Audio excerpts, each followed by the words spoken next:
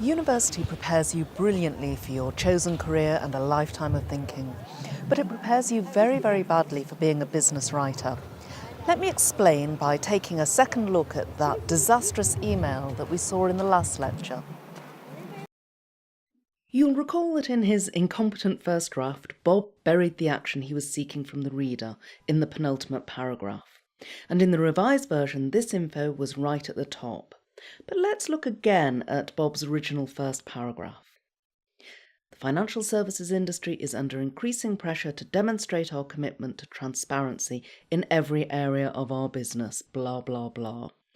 Now, instead of getting straight to his most important point, Bob starts with the context, a load of background information, stuff I don't really need to be told or already know. What he's doing here is something known in the writing trade as corporate throat clearing, trying to warm the reader up before you get to your main point. And of course, most business readers are never going to get to that main point, especially in an email like this. If your reader needs to scroll to find the information, chances are they'll miss it. So let's think about why so many business writers write like this. And I think it boils down to how we were all taught to write at school and university.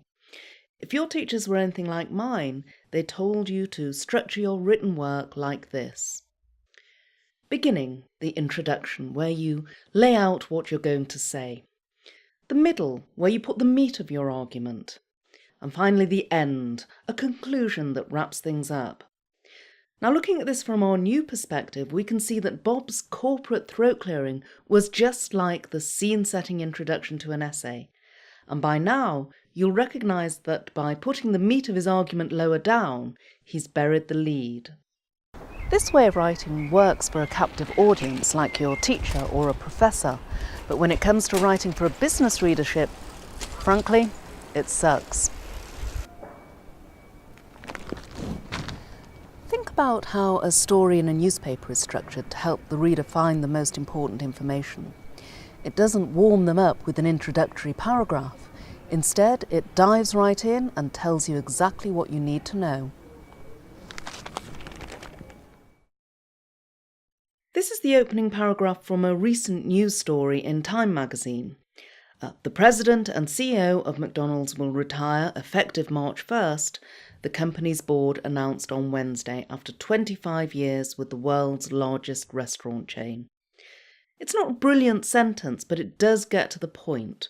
From the outset, we learn who did what and when. You could stop reading there and you'd know exactly what the story is. And notice what's missing from this opener. That's right, the context.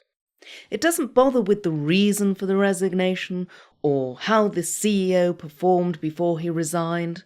That stuff is saved for further down. And all news stories are structured like this. It's a technique called the inverted pyramid because each successive point is presented in descending order of importance. The stuff that's most useful, new and interesting to the reader is put right up front. The less interesting stuff comes lower down. Basically, journalists know that you probably won't read further than the first few sentences anyway, and so they structure their writing accordingly. But as we've seen, a lot of bad business writing does the opposite. It starts with the context, the less useful, the less new, the less interesting stuff. And I think that's because a lot of business writers are still writing in the same way they were trained to write at school and university. And let me show you some common examples of corporate throat clearing that I've come across in my career. 3 years ago. Yeah, that was then, but what about now?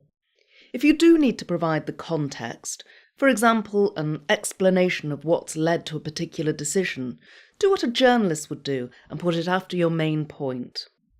As you know, or as I said in my last announcement, why are you telling me something I already know? And finally, it's a pleasure to have the opportunity to talk to you today. Oh boy, your audience is going to think this is going to be a long 30 minutes.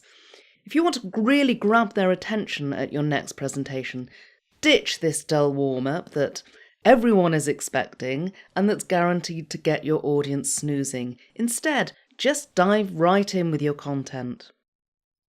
So remember, your professor may have been paid to read your work thoughtfully and critically, but when it comes to a business readership, no one is obliged to read your words.